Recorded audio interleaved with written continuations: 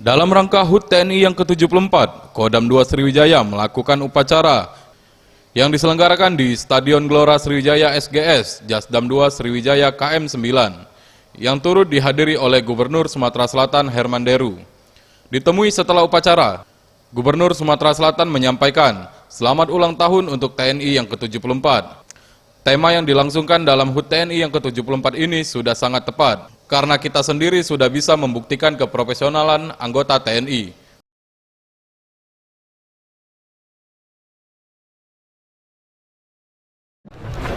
Ya, saya ucapkan selamat ulang tahun untuk TNI ke-74.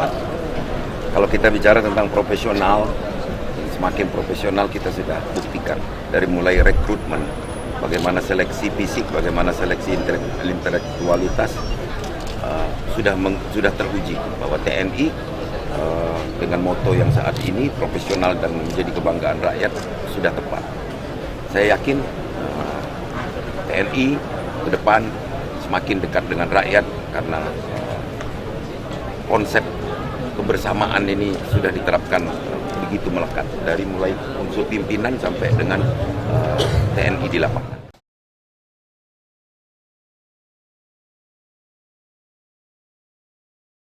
Weli Aeb, Sriwijaya TV.